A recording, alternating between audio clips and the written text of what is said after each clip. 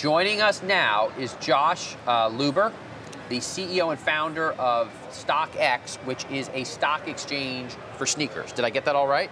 That's absolutely right. Okay, Yep. and so what makes it a stock exchange for sneakers instead of it being like an eBay for sneakers? So it's a consumer marketplace like eBay, no question, right? But the method of connecting buyers and sellers is the exact same way that the stock exchange connects buyers and sellers. And that means it's a live bid-ask market, right? So you have bids and you have asks all on a single product. I got it. But there's multiple units that can go across. There's multiple units, but it's a standardized product. So we've essentially commoditized sneakers, right? An unworn pair of sneakers in a select size, that's a commodity. You don't need a picture of it. You don't need a description, just like you don't need a description of a share of Apple stock. We know what that is. So how much liquidity is there, I guess, if you will? How much inventory is there changing hands, or able to change hands at least? Yeah, look, liquidity, it all comes down to liquidity, right? The more bids and asks, the smaller the spread. The majority of liquidity we see in the resale sneaker market happens right after a pair of sneakers has released. So shoes come out on a Saturday, and there will be hundreds, sometimes thousands of shoes traded on StockX within hours after that shoe releases. But the US resale sneaker market is about $1.5 billion. So there's certainly a lot of sneakers being resold. All right, this is so cool. So, all right, so guys, do you know what neuromas are?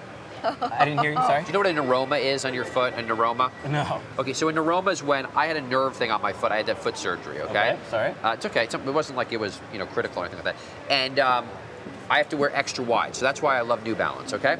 So this is a pretty hot pair of New Balance right here. And you can see right here that the New Balance 998, and this was just one that I picked that looked like, oh, here we go. And I can let me go ahead. Twirl it around. It spins around 360, It spins around, right? here we go. Look at that, guys.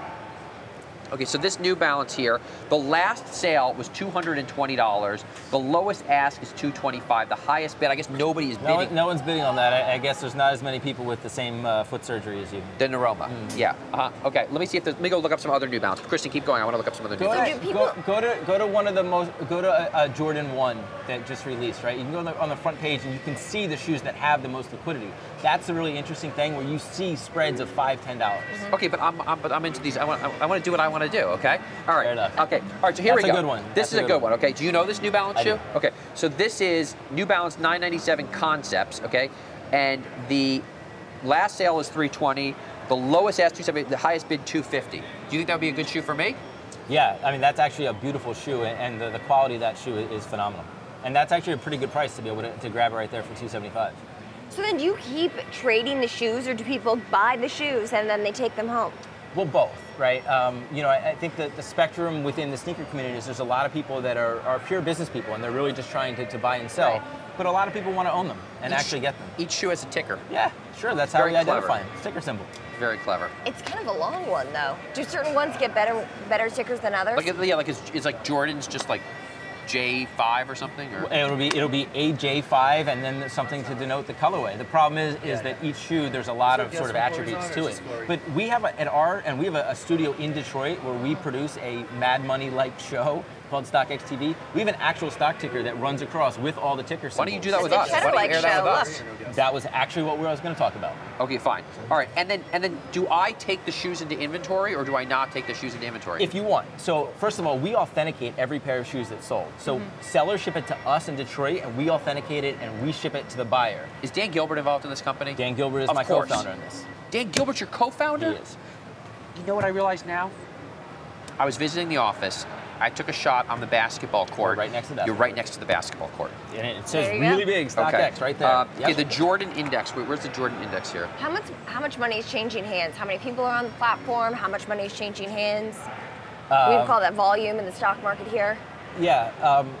Look, we launched 14 months ago. Yep. Right? And in 14 months, we've taken a very big percentage of this market already.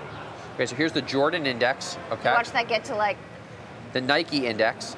This actually could be a good way to look at stock. I mean, this could probably influence these stock prices, or it could be sort of a leading indicator. The Adidas Index. All right, so anyway, if I want to just keep trading, though, you'll hold my shoes for me, like in custodian for me, or no? So not yet, but we've done an actual IPO of sneakers. So Nike released LeBron's first retro shoe, the shoe that LeBron wore during his rookie year in 2003. Yeah. It's called the Air Zoom Generation, and Nike released it first on StockX, and we created a sneaker box made out of court from the Cavaliers championship season last year and included a Cavs championship ring. And for those, people could resell them without ever taking possession. And there were 46 packages made, and 7 people resold them and never touched them. Made thousands of dollars by essentially day trading consumer goods. Quickly, we're on a tight deadline here in terms of time, but one thing that I noticed in the index is that Adidas is well outperforming the other indexes, and so I wonder if some of these companies, some of these sports gear makers rather, look to this as a leading indicator at all, because I mean, one of the things, this would be correspond with the trends that we're seeing now with Adidas doing well and gaining so much momentum. Look, the resale market has always been, or at least some people have always thought, has been a leading indicator for part of the retail industry. And we've been selling data for years, even before we started StockX. We've been selling resale data to investment firms to analyze the public companies in the space. Very cool. Female shoes as well? Coming soon. Watches and handbags in a month. What does that mean, dead stock? Dead stock is unworn. That's brand new. Okay, and what is price premium? Oh, so this is how much it is over it originally sold for? Yep. Dead stock sold. Okay.